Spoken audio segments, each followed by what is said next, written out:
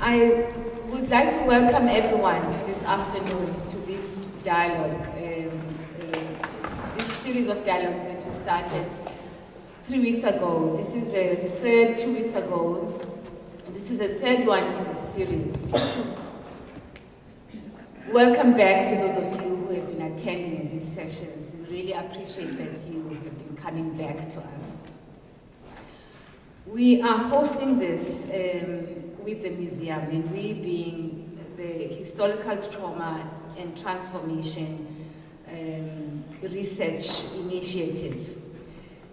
And the idea actually grew out of conversations we've had in our group, in our research group, and some of the people are here, actually maybe all of them are here. Kim Whale, who is a senior postdoctoral fellow. Next to her, Dr. Kim Whale, Dr. Melika Fourie, who is a senior researcher in our unit.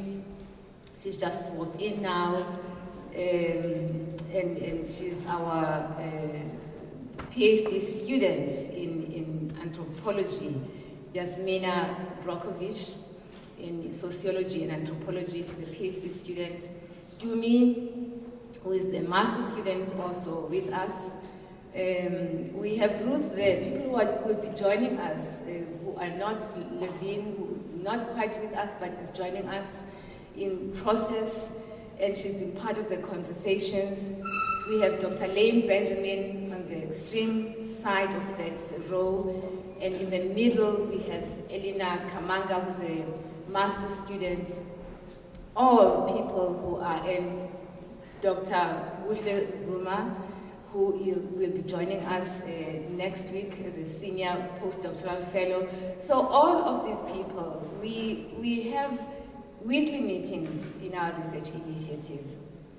And one of the things that we pride ourselves of is that we try to keep our work very relevant, very connected to the debates that are happening in our society currently. And as you know, one of those debates has to do with race issues.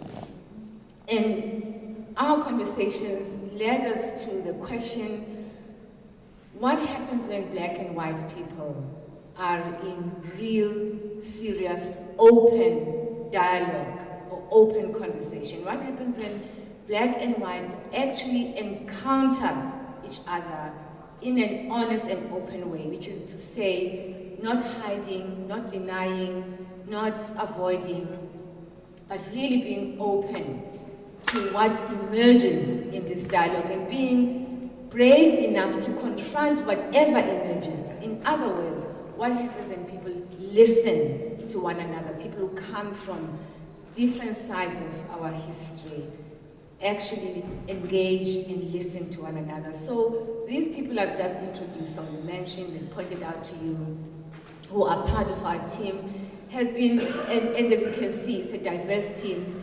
We have placed ourselves in the center of the conversations that we are having today, the conversations that we have in our own, among ourselves. We place ourselves in the center and take risks.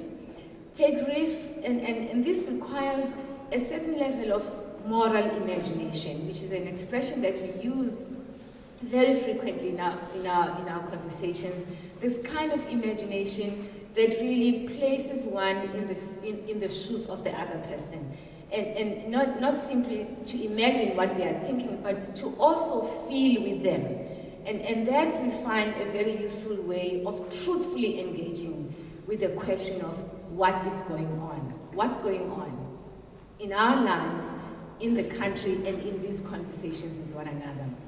So as we introduce Martinas Dahlmanns, who is going to be in conversation with Tumi, we bring this to mind. We call this openness, this idea of openness to mind. Everyone.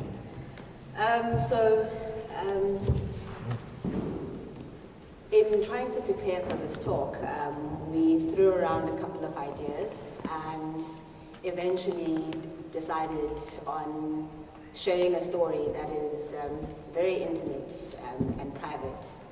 And we chose to do this because we felt that it's a conversation that's often neglected, and just through my own experience of being in relationship with other white people, you know, how this has always been something that's there, but maybe in those relationships wasn't something that the relationship couldn't hold.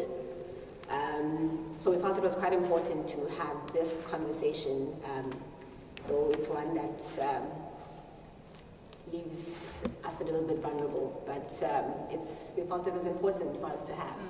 So that's how we got to choosing this particular story.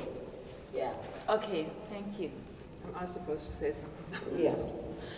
So yeah, you both basically stole my lines, what I was going to say starting off. So I'm just going to say, I think we let the story speak for itself. The one thing I want to add is that I felt totally fine leading up to this event. Like, no, I got this and we've got this. And last night I woke up and I was like, I wish I had a tummy bug, rather than actually sitting here and exposing myself in that way. And then when I got dressed, there was this other thing of, can I put this necklace on or not? Because I was given that necklace by a friend who told me it's actually, comes from a souvenir shop, but it's an African theme. So immediately in my head, it's appropriation, can I actually do this? And then I realized, and this is actually what our story is all about, that, and I'm speaking for myself now, but I think it applies to a lot of white people. We're trying so hard in this context to always get everything right now, to be so correct about things, to not expose ourselves, to not make ourselves in any way seem like we're racist or we're doing the wrong thing. And that to me is part of the problem of how we don't have relationships, because we lose the focus on the relationship and the focus on what is actually real and what we can actually achieve by just moving through this. So for me, this is also a lot about, for us as white people, learning again to make mistakes, learning what it feels like to not be in control, to not be right all the time, to be vulnerable, and to basically just learn and listen and move away from that space where we demand safety and comfortable surroundings all the time. And just one other thing about the context of that story. It actually happened about 4 years ago.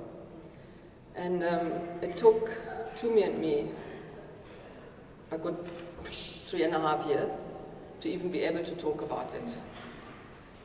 We never shared it with anybody else. And the way we then actually started talking about it was because, as part of a writing project, I started writing about it. And then I realized, actually, Tumi probably has no idea how I feel about it, and I have no idea what she actually thought about it at the time. Now, in the meantime, we processed a lot of the stuff that comes up here, and our relationship grew a lot.